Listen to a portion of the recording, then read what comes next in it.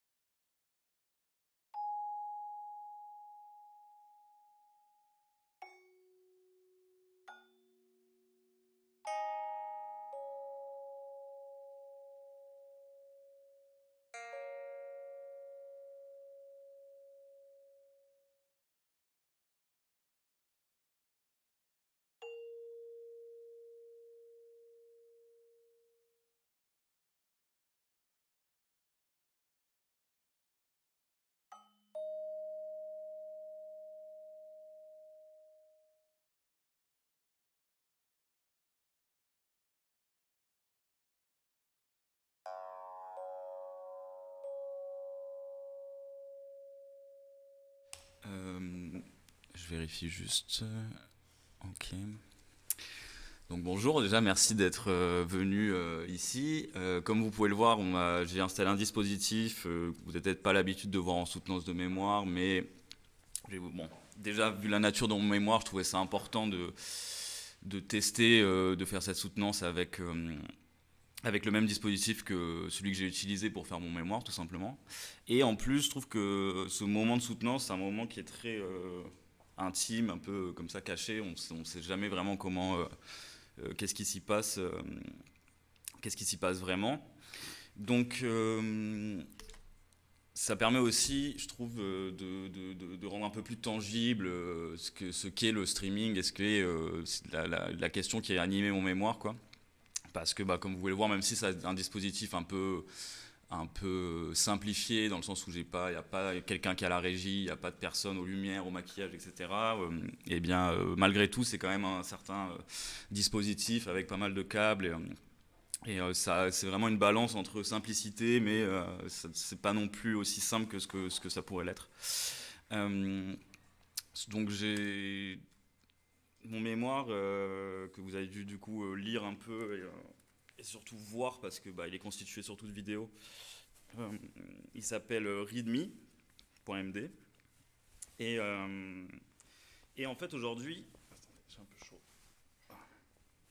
Aujourd'hui, on va rapidement parce que j'ai un peu fait exprès de laisser, j'avais mis un petit glossaire au fond de mon mémoire qui expliquait quelques termes comme ça, techniques ou pas techniques, et j'ai décidé de laisser ça en dehors du mémoire parce que justement je vais en parler un peu aujourd'hui, vraiment l'histoire de 5 minutes, et faire un peu l'exercice que j'ai fait pour les autres sujets euh, que, que mon mémoire traite, qui sont donc il y a 3 vidéos. La première j'ai appelé freeparty.free.fr, donc qui parle des sites web de Free Party, site web de Sound System de Rave Party dans les années 2000 à 2010 avec des spécificités esthétiques, des spécificités techniques. La seconde, qui était un peu plus dure à écrire et à travailler en fait, c'est à travers le suicide d'un individu qui s'appelait Laurent Bachelier, qui était un développeur français. c'est à travers son suicide essayer de comprendre les liens que peuvent entretenir les idéologies autour du logiciel libre et des idéologies politiques d'extrême droite ou libertariennes américaines.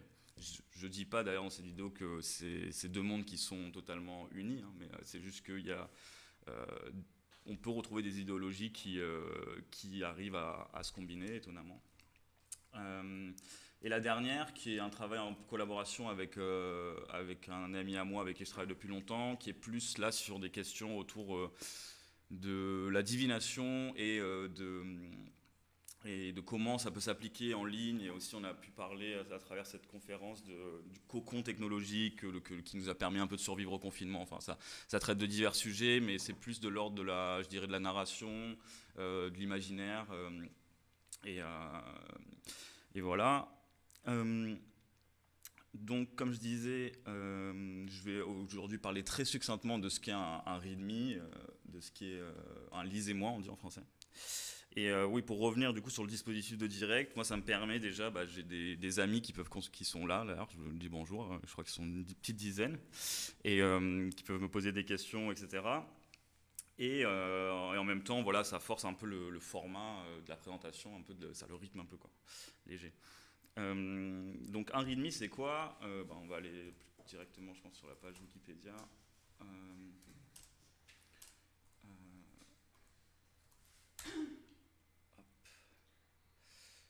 Peut-être en français. C'est un document qui accompagne, c'est un fichier, quoi, souvent un fichier de texte, qui accompagne d'autres fichiers et qui donne des informations sur ce fichier-là. Je voulais vous montrer d'ailleurs, parce que, bon, il y a toute une historicité et je pense que dans la page Wikipédia, il donne un peu le premier exemple de README qu'on va pouvoir aller voir. J'ai pas trop le retour, ouais. Hop. Donc ça, c'est censé être un des premiers exemples de README, mais bon, comme c'est une pratique, on va dire, pas vernaculaire, mais assez complexe à analyser, on ne peut pas retrouver la trace forcément du premier. Mais ce que je trouve intéressant, voilà, par exemple, c'est ces petits mots, genre le good luck à la fin de l'explication de comment utiliser le logiciel. On trouve plus récemment des documents similaires. Moi, un peu les seuls endroits où on les trouve, à part que lorsqu'on télécharge des librairies ou lorsqu'on télécharge des logiciels dont on veut apprendre le fonctionnement, c'est lorsqu'on télécharge des films, par exemple. Donc, j'avais l'exemple... hop, attendez...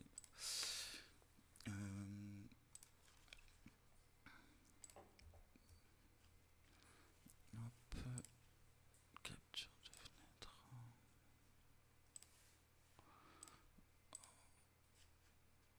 non, pardon... Aussi, du coup, ça permet aussi de voir, je trouve, de devoir faire ce truc en direct, un peu les problèmes rythmiques, les problèmes plus ou moins techniques liés justement à la production en direct, qui sont totalement différents de ceux dans la production qui serait post-produite et qui serait montée.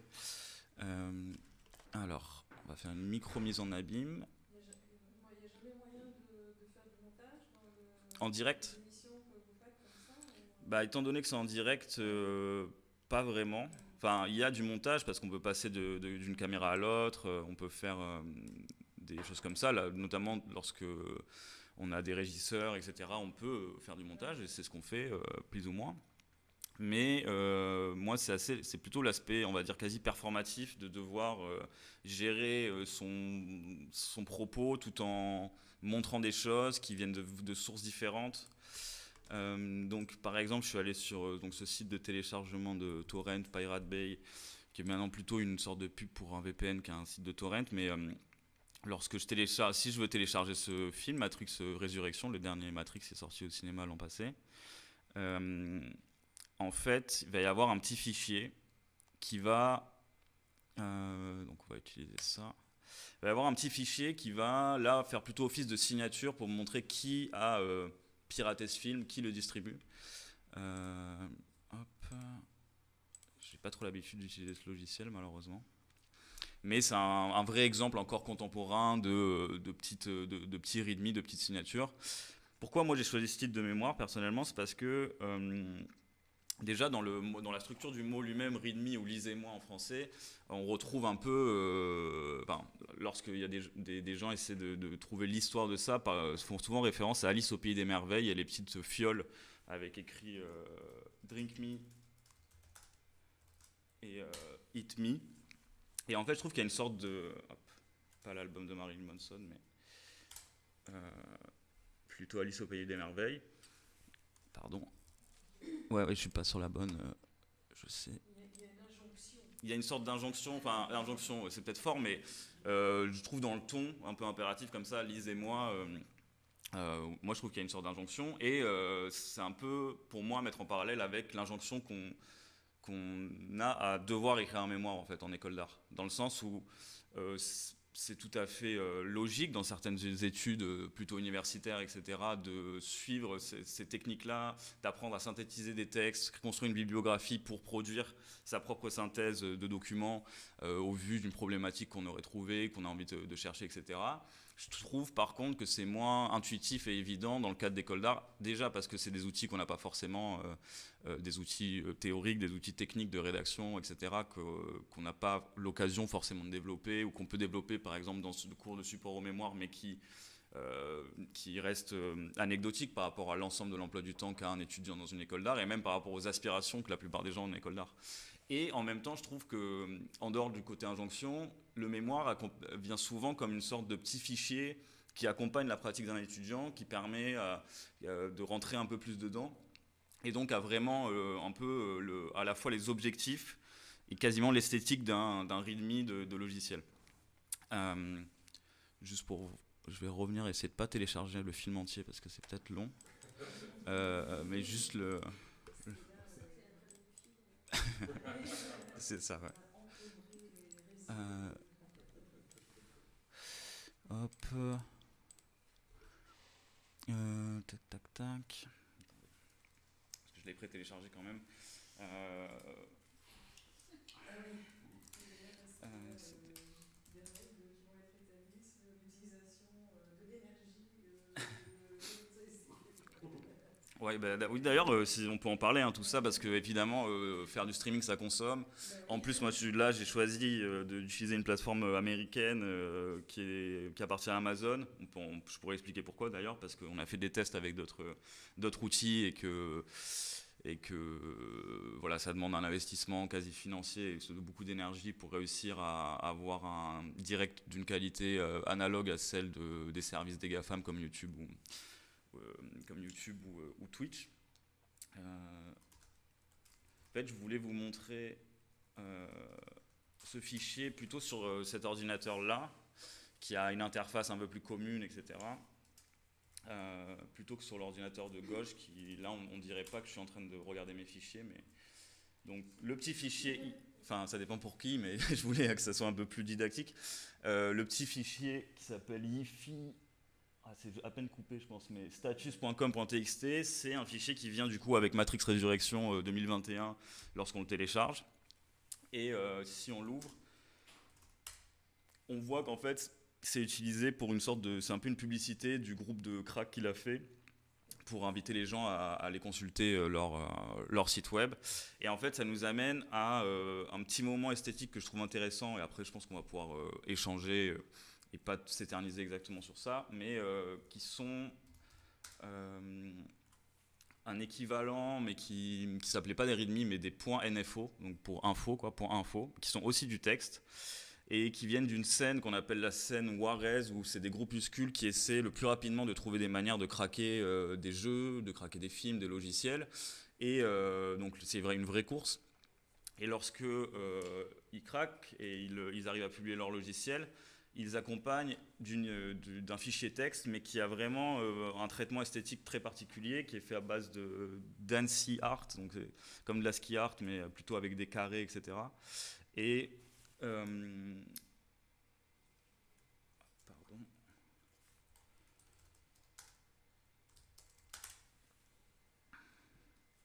Il y a quelqu'un dans le chat qui me demande, post du Champien, qui me demande est-ce que les Keygen, on en parle?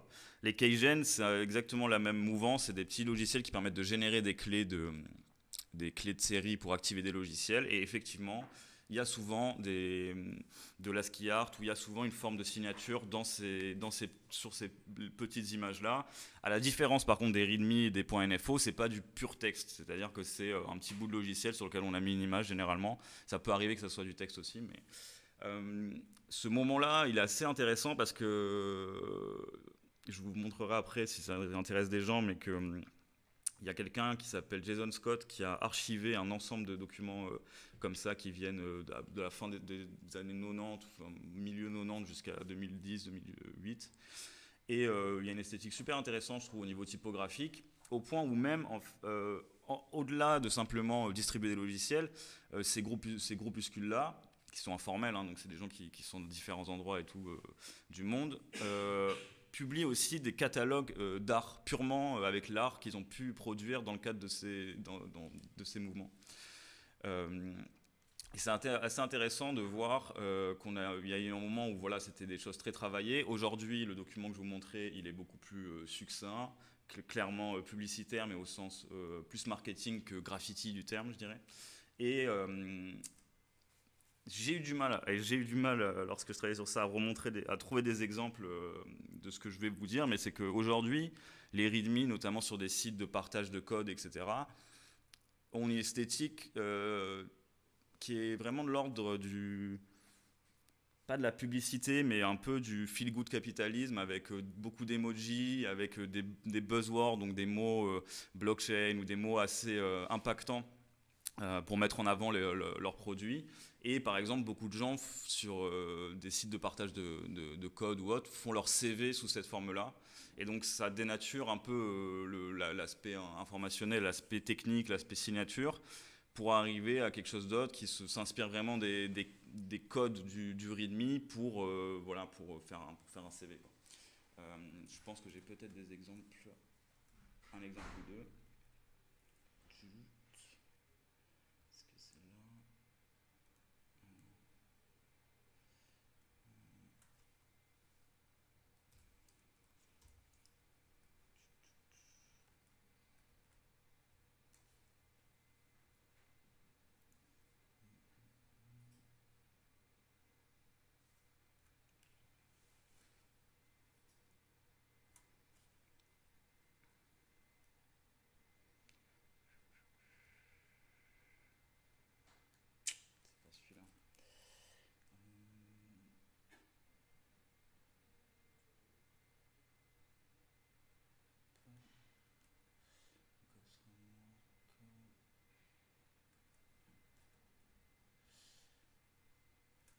Je crois que ça c'est un exemple. Bon, lui il est vraiment succinct, mais donc c'est vraiment un... Hop. Pardon. Hop. C'est un tout petit document lui pour le coup, mais bon, c'est un exemple voilà, de README sous forme de carte de visite. Et je trouve que, encore une fois, et c'est aussi ce qui a animé pas mal de mon travail, revenir un peu en arrière et voir comment ces choses-là ont évolué, en dit assez long sur l'état actuel de nos outils numériques et de comment on envisage tout ce monde-là. Il y a quelqu'un qui demande si les README sont devenus de droite. Je sais pas, moi j'ai pas envie d'avoir des visions binaires et très catégoristes comme ça du monde, mais il y a des gens qui utilisent leur README à des fins marketing et c'est tout à fait compréhensible. Lorsque c'est un peu la guerre sur Internet pour développer des produits, bon, peu importe, des produits de gestion de base de données jusqu'à des produits de, je sais pas, de mise en page en HTML ou autre, et c'est assez tentant pour les gens qui publient leurs projets pour sortir un peu du lot, de faire, comme c'est un peu la vitrine de leur logiciel, d'en faire un truc un peu sexy, quoi. Voilà un peu ce dont je voulais simplement parler, et maintenant on peut échanger et discuter autour du reste de mon travail, par exemple. Et bon, on peut faire un tour de table, et donc il y a un micro qui est là, qui est éteint. Vous pouvez l'allumer si vous voulez, mais si vous avez s'il y a des questions que vous me posez spécifiques ou quoi, c'est possible que je les répète pour que mon enregistrement fasse sens de manière autonome. C'est possible de l'allumer, ouais. Ouais, il y a un petit... Ouais, je crois. Ouais. Il est au-dessus, ouais. Ok. Dès que ça vous envoie. Voilà. Bon, bah, de toute façon, avant que ça doit devenir vert, c'est ça? Non, c'est bleu. Ah, c'est déjà ça. Bah, on va commencer par Pierre, invité extérieur, voir un peu ce que vous voudriez poser comme question suite à tout ce qui a été développé. Qu'est-ce que cela suggère Moi, je suis assez sensible à la question du direct, hein, comme je viens plutôt du monde de la radio, donc du direct, j'en ai fait, mais sous une forme paléotechnique. Pas tellement de direct en stream, ou en tout cas en stream visuel. J'étais assez intrigué par la forme que prenaient les différents directs, qu'on n'a pas vu en direct puisqu'ils étaient enregistrés, voilà, fait dans les conditions du direct en tout cas. Par l'accumulation d'une forme de bruit avec les différents problèmes techniques, les rebranchements d'ordinateurs pour avoir du son, etc. Les recours continuels à des sources en temps réel, donc où on repart vers des choses. Et je me demandais dans quelle mesure c'était une sorte de stratégie consciente de ta part, de faire une sorte de mise en scène de ce bruit qui par moment empêche la cohérence du propos. Alors, pas vraiment, c'est pas une vraie volonté pure, parce que sinon je pense que ça serait mieux maîtrisé. C'est tout à fait possible d'ailleurs de simuler des pannes techniques, de les simuler ou pas, mais de les appréhender. Mais non, c'est vraiment issu de la complexité inhérente à la production d'un direct, parce que toutes les émissions, comme tu le dis, ont des problèmes techniques, que ce soit si je suis seul avec mes ordinateurs que je contrôle, mais aussi parfois on est quasiment une trentaine sur le plateau, entre guillemets. Et finalement, je ne sais pas trop d'où ça vient. Je ne sais pas, c'est aussi on fait avec les moyens du bord, donc nos machines ne sont pas forcément ultra performantes, on n'a pas les cartes de capture, donc les dispositifs pour récupérer les flux vidéo qu'on voudrait, on n'a pas les micros qu'on voudrait, tout ça. Et souvent, ça impacte aussi le travail lui-même de conférence en même temps. C'est-à-dire que pour l'exemple de la conférence numéro 2 qui se déroule à l'ERG, comme tout a été organisé par nous-mêmes, c'était vraiment une montagne de travail qui se mélangeait avec le contenu même de la conférence. Et même si là, dans ma page web, je l'ai externalisé, en fait, c'était une émission entière de peut-être 3 heures avec plein de défis techniques qu'on s'était imposés, je ne sais pas trop pourquoi, du type utiliser des caméras analogiques, des mixeurs vidéo. Et donc c'est pas un truc qui est volontaire, mais en même temps, ça fait partie de l'esthétique qu'on a développée depuis des années à faire du streaming. Mais après, j'avoue que au fond de moi, j'ai quand même l'envie d'un jour réussir à faire quelque chose d'ultra clair et ultra intelligible. Mais c'était en même temps une sorte de risque assumé de savoir que ces problèmes pouvaient arriveraient sans doute, et qu'en même temps ça dit quelque chose. Oui, bien sûr, mais il y a aussi, notamment au fait d'aller chercher tout le temps les sources en direct et de ne pas avoir, par exemple, de présentation où toutes les images seraient préenregistrées, il suffirait et que ça permet aussi déjà de dévier parfois de son plan qu'on a en tête, et que je trouve que c'est plus sincère d'une certaine manière. Vis-à-vis, notamment en contradiction avec les contenus qui sont post-produits, qu'on a l'habitude de voir sur YouTube par exemple, des vulgarisateurs, etc. Et ça rejoint aussi l'idée qu'on voit beaucoup, on consomme beaucoup de contenu en ligne, et il y a un peu ce mythe de faire croire que ces contenus-là sont réalisables par n'importe qui dans sa chambre. Et d'ailleurs, on voit beaucoup de youtubeurs et de youtubeuses qui sont encore dans leur chambre. Alors que souvent c'est des décors en banlieue parisienne, qui sont totalement des pièces, dans des vraies régies et dans des vrais studios de production.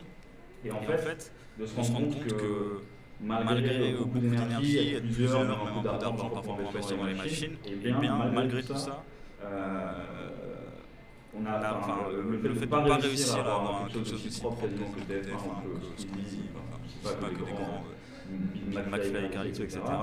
Ça montre en fait le manque de sincérité de ces vidéos qui paraissent proches de nous, en fait.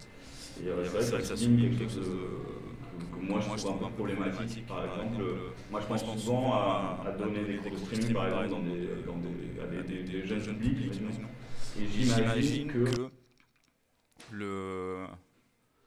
que leur montrer que finalement, à la fois c'est simple, c'est-à-dire qu'avec un téléphone portable on peut avoir une voix comme ça en ligne, donc à la fois c'est simple d'accès, etc., mais c'est très dur à maîtriser au sens où sont maîtrisés nos standards et un peu nos références quoi, dans le monde médiatique, je trouve. Voilà, je ne sais pas si je réponds trop... Si, en fait, comme le dit Pierre, d'une certaine manière, en posant la question du dispositif, c'est important en effet, parce que comme tu l'as dit toi-même, la sincérité, donc le fait justement de laisser visible le mécanisme, voilà, quelque part, pour toi, renforce justement cette idée de sincérité. Et je crois que c'est un petit peu ça qui voulait être dit, parce que c'est vrai que dans l'esthétique, si on peut, par exemple, ou du documentaire, ou même en radio, hein, quand il y a eu aussi... à un moment, le fait d'arriver avec son micro, où il y avait des pannes ou de montrer qu'on met en place le dispositif réellement en cours. Hein, donc,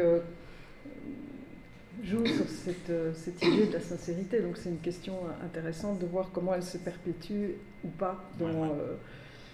Et après, il y a aussi quelque chose de l'ordre un peu de l'entraînement, mais c'est qu'à force de faire, l'ensemble des compétences nécessaires, que ce soit technique ou même humaine, enfin, le fait de réussir à bien s'exprimer, parler dans un micro, tout ça, bah, se travaille, et c'est juste que j'ai envie de, je sais pas comment dire, mais c'est une pratique qui est assez complexe à faire constamment en fait, parce que bah, il faut des occasions, il faut soit un studio constamment bien équipé ou quoi, ou des occasions spécifiques pour faire de ce genre de démonstration. C'est même, je l'essaye parfois, je suis chez moi tout seul et je me dis bon bah je vais parler de ça, ou je sais pas, je lance un truc, c'est faisable, mais c'est dur de simuler le direct un peu, de simuler la transpiration. Moi je voulais déjà te féliciter de ce format. C'est vrai qu'on dit toujours qu'on veut réinventer les formats de mémoire, et les étudiants ont toujours un peu peur finalement de sortir de l'académisme qui ne leur va pas du tout. Et donc déjà, je trouve ça super chouette de réinventer ça. Après, je crois qu'il y a quand même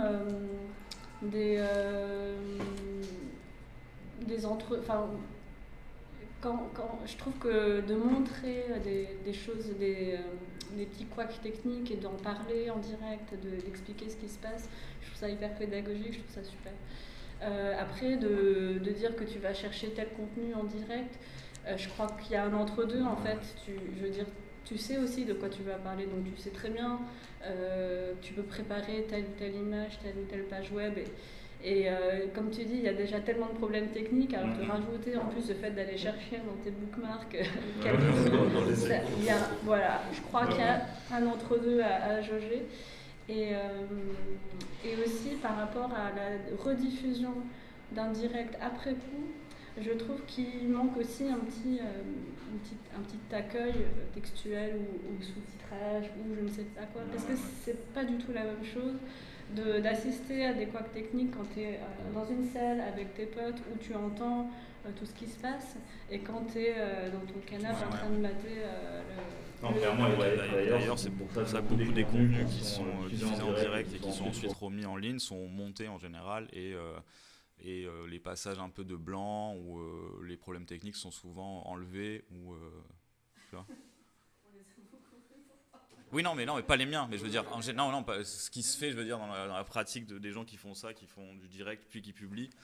Et c'est vrai que j'avais voulu un peu laisser ça brut, et même initialement, j'avais mis les émissions entières, qui la plupart, enfin les deux premières en tout cas, durent entre 3 et 5 heures, je crois, avec le bon endroit pour aller voir pour un peu contextualiser, parce que c'est vrai que ces moments-là n'existaient pas sans leur contexte et sans le. Mais oui, je comprends très bien ce que tu veux dire, et moi-même, je regarde très peu de contenu qui est fait pour le direct rediffusé.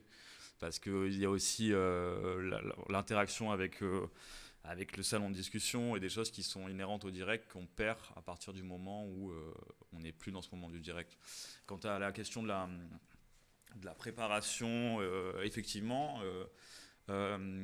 c'est vrai que tout pourrait être, enfin mes onglets pourraient être déjà ouverts, etc. Ça serait même pratique, mais je sais pas pourquoi j'ai cette lubie personnelle d'arriver à être tellement, on va dire, faire corps avec à la fois mon ordi et mon propos pour que je puisse parler en cherchant. Bon, après, je pense qu'avec la pratique, ça pourrait arriver, ou peut-être juste comme beaucoup d'a priori que j'ai eu dans ma scolarité ou dans ma vie, je vais peut-être me dire, mais en fait, pourquoi tu prépares juste pas tes directs? mais c'est clair que c'est une question que je comprends en tout cas, et que je me suis beaucoup posé aussi, personnellement. Voilà. Et aussi, juste pour un dernier point par rapport à la question de la forme, moi j'ai mis vraiment beaucoup de temps à trouver cette forme-là.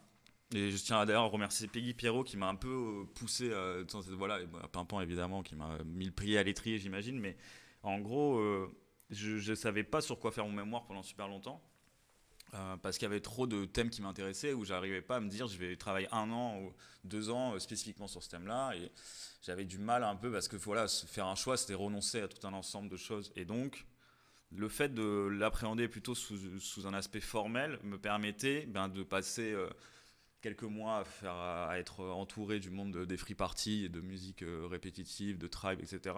Quelques mois à plonger un peu plus dans l'univers de ce développeur un peu étrange avec ses idées nauséabondes.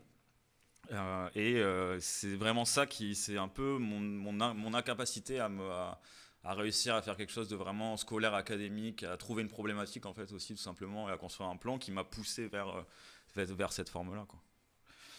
Et en plus, je trouve que c'est quand même quelque chose qui est un peu sous-exploité, je dirais, alors que ça fait partie d'un peu du paysage médiatique actuel, qu'on le veuille ou non, ce format-là, et que ça mériterait d'être un peu exploré, quoi, même par des gens qui ne sont pas très fans des GAFAM et de tous les problèmes que ça peut engendrer écologiquement et même éthiquement, tout simplement. Voilà. Moi, j'avais peut-être encore une question, puis bon, peut-être tu nous parleras un peu de la chose. C'est que tu parles du logiciel libre et de ton étonnement de voir qu'à un moment, des idéologies justement d'extrême droite aient pu s'en emparer. Ouais. Et donc, ça, c'est intéressant de voir un peu, en effet, ce qui se joue là. Et je trouve que c'est une recherche en soi qui serait vraiment super intéressante aussi. C'est un projet, c'est un vaste sujet, mais je trouve que ça ouvre quelque chose quand même d'important, parce que voilà, qu'est-ce que tu pourrais en dire justement? Est-ce que le logiciel libre au départ était justement destiné à un usage différent dans ton justement, moi ça revient pas mal avec simplement personnellement, moi, comment j'ai découvert la question du logiciel libre, les logiciels libres et tout, et vu que c'était plus ou moins ici en arrivant à l'ERG dans un cadre très bienveillant en fait, où la plupart des gens qui utilisent, enfin je veux dire, on est à l'ERG, donc il n'y a pas un pôle spécialement avec des idéologies très nauséabondes. Et donc moi j'ai découvert ça un peu avec fascination, un côté avec une naïveté en fait, tout simplement, de me dire que pour moi le logiciel libre c'était que des gens généreux qui donnaient de leur temps pour produire des choses et qui ensemble avaient tous des idéaux un peu similaires, qui étaient de l'ordre du partage, de la liberté d'expression, mais bon. Donc ça c'était le point d'entrée initial. Comme je l'explique dans la petite conférence que ouais, voilà, moi je trouvais, après on met ça reste des outils, donc on met dans ces outils-là les idées qu'on veut, mais en fait je consultais beaucoup les vidéos d'un youtubeur qui comme beaucoup de vidéastes et de gens qui font un métier ou de la production médiatique. Par exemple, si on prend quelqu'un qui fait de la musculation, entre ces vidéos de musculation, où on peut dans des interstices comme ça, où il va t'expliquer comment faire des développés couchés, je sais pas quoi, et ben il y a son idéologie qui transpire. Et la personne dont je regardais les vidéos avait effectivement souvent des titres ou des façons de parler où je me disais mais c'est bizarre quand même. Enfin, et surtout une espèce d'adoration aussi pour un terroriste américain, donc j'avais un peu du mal à comprendre. Mais en fait, c'est assez simple à comprendre. C'est un peu la même. Quand on prend la question de la liberté d'expression, elle est aussi bien, et si on regarde le champ politique de manière binaire, elle est aussi bien demandée par tous les côtés du champ politique, mais pas forcément pour des raisons similaires. Après, étant donné que c'est pareil aussi la question entre être libertaire et être libertarien, quoi. Dans le sens, ça peut avoir un peu la même graine, on va dire, mais c'est aller dans des directions différentes. Ensuite, il y a un dernier truc, c'est les règles qui régissent ce qu'un logiciel est libre ou pas, c'est que tout le monde peut utiliser son logiciel. À partir de là, c'est imposé. J'en ai pas parlé dans la conférence parce que c'est un sujet que je maîtrise peu, etc. Mais c'est une question que se sont posées les Américains à la suite de la Seconde Guerre mondiale, lorsqu'ils ont récupéré des travaux qui avaient été entrepris par des nazis pour faire des missiles ou quoi, par exemple, et pour la conquête spatiale. C'était de dire, donc là c'est dans ce sens-là, dans le sens est-ce qu'on va utiliser de la recherche faite par des gens dont on ne partage pas les idées, et inversement, est-ce que notre recherche, vu qu'on la partage dans un but dans un but d'ouverture, etc., est-ce qu'on accepte que n'importe qui utilise notre travail? Et donc bon, j'ai toujours pas de réponse, mais voilà, ça mettait un petit peu d'eau dans mon vin, et aussi c'était une façon un peu d'avertir. Enfin, moi je suis peut-être idiot, mais j'ai passé plusieurs années à regarder les vidéos de cette personne qui faisait des tutoriels sur des logiciels, avant de me rendre compte que vraiment, parce qu'il avait dû faire un live qui expliquait vraiment ce qu'il pensait, qu'il partait vivre dans la forêt, etc., de me dire ah ouais, en fait ce mec a des idées vraiment néfastes.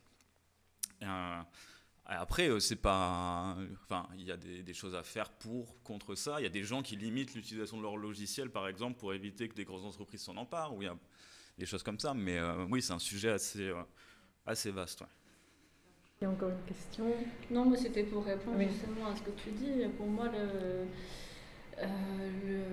l'idéologie, elle transpire en fait dans les licences libres, les licences open source. Il y avait vraiment un énorme combat, tu vois, de l'open source qui est ultra capitaliste et plutôt de droite si on peut caricaturer, tu vois.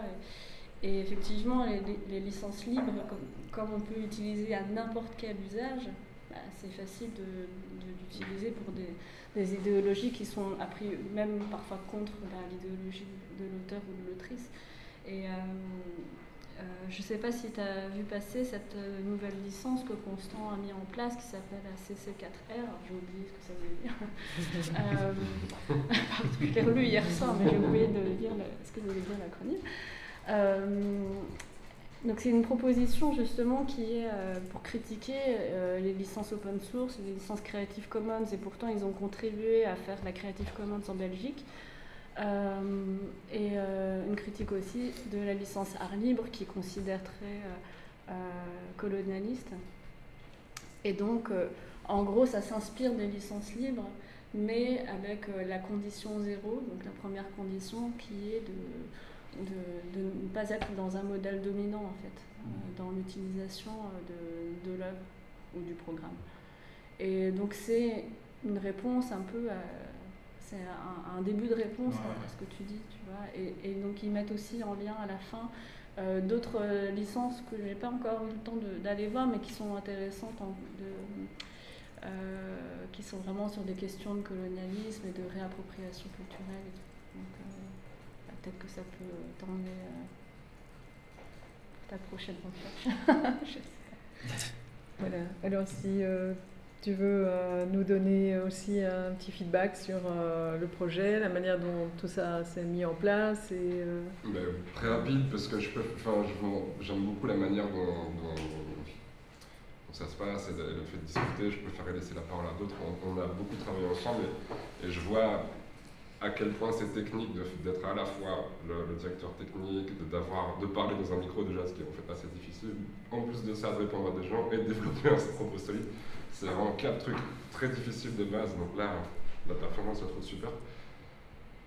Et je suis super content de ce mémoire, de cette structure. Toi, tu contribues à la RTV RTV Ouais, on a créé ça il y a 5 ans. Oui, d'accord, ouais. ok. Tu es à la base de la création en fait, du projet, parce que moi, je suis pas au courant de toutes les interventions. Oui, on a mis en place ce cursus de performance et de conférences qui peuvent se développer. Voilà, que je en direct tout ça, mais pour ne pas prendre la parole trop longtemps, voilà, je suis super content du mémoire. Et ce que tu disais sur l'idée de faire corps avec l'ordinateur et ton propos, etc., ça se sent vraiment que c'est ta pratique et que tu veux aller vers ça, même si ça paraît vraiment une sorte d'idéal pour l'instant. J'arrive facilement à comprendre l'intérêt de faire ça. Ouais. Et tu as combien de followers? Là, en général, je ne regarde pas parce que sur YouTube, cette chaîne, on fait plein d'essais d'expérimentation différentes. Il doit y avoir une cinquantaine, une soixantaine de personnes qui nous suivent, mais c'est pas du tout quelque chose qu'on regarde et qui nous intéresse tant que ça parce que voilà, on n'a pas envie de trop chiffrer. On pense plutôt au moment qu'on passe personnellement entre amis à faire ça. C'est plutôt nous, finalement, le premier public. Oui. Enfin, c'est juste une chose que je voudrais souligner, si je peux me permettre, c'est que quand on rentre dans le mémoire, c'est un peu auto-centré, je trouve. Enfin, voilà, moi je suis pas dans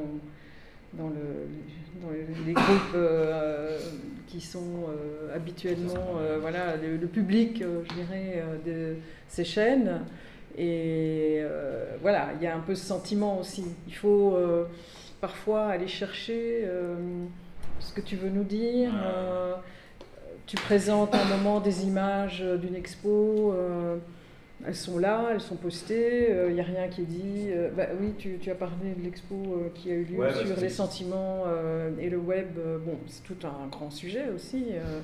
Et voilà, oui, donc il y a plein de choses qui sont un peu postées comme ça. Et bon, en plus, comme c'est un mémoire, moi je me disais, tiens, peut-être se dire pourquoi, qu'est-ce que cette expo a suscité, qu'est-ce qu'elle a soulevé comme question, tiens, en quoi cette œuvre était plus à même de se poser la question de la question des sentiments et dans les relations honnêtes, etc. Et donc j'ai eu cette sensation d'être un peu, je dirais, pas du tout englobé quoi, dans le... je prends même il y a aussi... la structure même du mémoire, il y a des trucs pas un peu cachés, mais qui sont éparpillés comme ça, avec une sorte de calendrier de l'avant d'outils. Il y a une page web qui rassemble toutes les descriptions liées à ces outils, mais les images, elles sont sur Instagram. C'est vrai que c'est pas forcément très ouais, c'est pas friendly exactement, mais en même temps, je trouve que ça témoigne de la... Enfin, je sais pas, que c'est un peu comme ça à la fois que je pense, mais aussi que je travaille, où beaucoup de choses sont éparpillées, parce que c'est aussi un peu à mettre en parallèle avec la structure du net. Donc c'est vrai que j'aurais pu, et j'ai eu envie même certainement de faire quelque chose qui est beaucoup plus lisible, etc. C'est pour ça d'ailleurs que j'ai quand même essayé d'accompagner les vidéos de description et que j'ai pas juste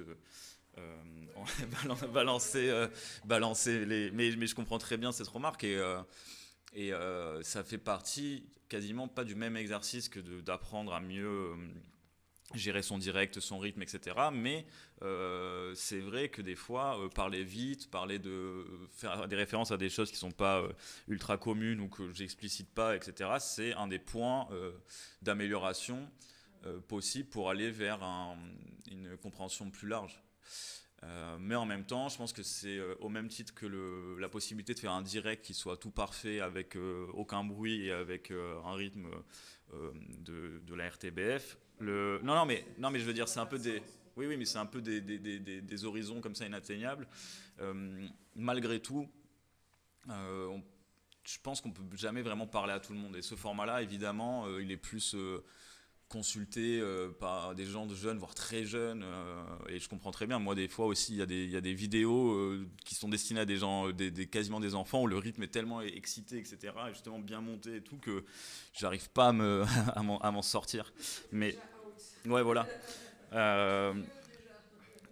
Mais non, ouais, je comprends, et c'est pas que j'ai pas trop de solutions à ça, mais ouais, c'est une sorte d'équilibre à trouver, quoi, entre quelque chose qui est sincère et qui est sur les sujets qui m'intéressent, et qui est surtout raconté avec la façon qui m'intéresse, parce que c'est surtout cette subjectivité, moi je trouve, qui est importante, parce que en vérité, si vous voulez en savoir plus sur ce que c'est un readme, il suffit d'aller sur la page Wikipédia.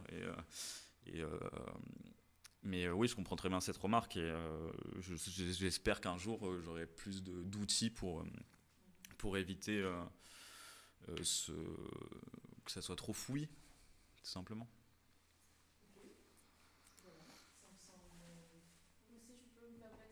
Vas-y. Petite remarque, en fait c'est un peu ça qui me manquait, je pense, dans la présentation de ce readme. C'est un peu la ligne directrice de toutes tes émissions, tu vois. Imagine que tu prends l'exemple de la RTBF, tu vois, mais si tu avais une série, enfin une émission hebdomadaire sur la RTBF, ce serait quoi, enfin, tu vois, ton pitch. Je trouve qu'il manque peut-être ça pour relier en fait toutes les émissions, tu vois. Que tu veux dire un chapeau général qui crée les intérêts. Et tu parlais tout à l'heure de problématiques que tu n'arrivais pas à trouver, et je crois que c'est, on sent quand même que moi ça m'a manqué qu'elle soit pas formulée. Je comprends. Non, mais parce qu'elle n'est pas formulée, parce que je ne l'ai pas vraiment, parce que c'est peut-être un jour, peut-être je comprendrai, mais pour l'instant, c'est vrai que ce qui relie un peu tous mes questionnements, c'est le rapport à la machine. Il faut que tu l'écrives. Tu vois, tu réponds. Il faut juste l'écrire en fait. Si je peux ajouter quelque chose, je pense que dans la première émission, tu passes un peu à côté d'une possibilité de trouver aussi une sorte de lien entre les différents contenus, parce que contrairement à quand tu parles des néoludites ou du logiciel libre, où tu vas voir justement cet endroit qui semble t'intéresser, où il commence à y avoir des glissements un peu dangereux entre des idées libertaires, il y a la liberté d'expression et tout ça, et des idées en fait, qui se balancent vers l'extrême droite. Dans la première émission, autour que ce soit les free parties ou bien l'entreprise free, tu explores assez peu les implications idéologiques qu'il peut y avoir, et là aussi des glissements, free, qui est autour d'un discours sur la gratuité, la liberté d'expression, c'est clair, totalement néolibéral, mais aussi les free parties. Qu'est-ce que ça veut? Est-ce que c'est si innocent que ça? Et notamment, tu termines avec ce flyer qui date de la crise sanitaire. Voilà, le militantisme pour faire des soirées libres et sans restriction pendant une crise sanitaire, c'est quelque chose qui pose des questions idéologiques aussi, et qu'en fait tu n'abordes pas, alors qu'en fait tu as là peut-être aussi un lien qui existe dans des choses qui t'intéressent. Non, c'est clair, mais c'est parce que c'est un peu une sorte de porte d'entrée, dans le sens où à travers l'exploration, j'ai envie de parler. Comme je veux parler de différentes choses en même temps, ça permet de parcourir succinctement mais sinueusement la question technique, la question esthétique, Adobe Flash et à quoi ressemblait Internet dans les années 2000 par rapport au modem ou à comment se connecter, etc. Mais sans justement vraiment plonger dans un thème, parce que finalement la question de utiliser le terme free et de liberté comme étendard pour une marque très libérale, c'est un sujet tellement vaste que je suppose que je pourrais faire une émission de 3 heures dessus. Et la question de faire des fêtes dans des cadres sanitaires, ça serait aussi un sujet très long. Donc moi, ce qui m'intéressait plus, c'est le mélange un peu. Oui, non, c'est clair, mais il y a beaucoup de temps, il y a quasiment 1 an entre les 2 émissions. Et la première était justement faite pendant le confinement, suite à la boom et à ce qui s'était passé au Bois de la Cambre, avec vraiment cette idée-là, et c'était un peu en dernière minute où je m'étais dit, mais c'est vrai que moi, depuis longtemps, je m'intéresse à ces petits sites web que j'archive et tout, et je pense qu'il y a quelque chose à dire au vu du confinement, mais aussi qui pourrait initier une recherche plus large. Mais c'est vrai que parce qu'on m'a aussi reproché de ne pas avoir assez exploré désastre industriel qui était Adobe Flash, selon les sensibilités de chacun, on va me dire qu'il manque un peu de ça, par exemple. Donc, quelqu'un qui m'avait dit, voilà, on aurait pu un peu plus plonger sur Flash, comment ça a plus marché, etc. Et il y avait évidemment, parce que si, on pouvait aussi faire l'histoire des free parties, il y a tout, et comment mettre ça en lien avec l'état actuel de la fête libre. Mais peut-être dans d'autres émissions. Ouais. Voilà, on va devoir clôturer. Je suis là en je suis désolée, mais il y a d'autres personnes, j'imagine. Oui, c'est un peu une question. Mais écoute, en tout cas, ça montre que c'est un débat qui pourrait encore continuer, donc c'est vraiment tout à fait intéressant. Donc en fait, nous, ce qu'on va faire maintenant, c'est qu'il va y avoir une petite discussion et comment tu vas être évalué sur Très bien. cette proposition que tu as faite. Donc si c'est possible que... Oui, je vais sortir, t'inquiète. Je vais couper, je vais vous laisser en direct. Et merci, ciao tout le monde, John Zorn, Maxime, Post, Nico, bye.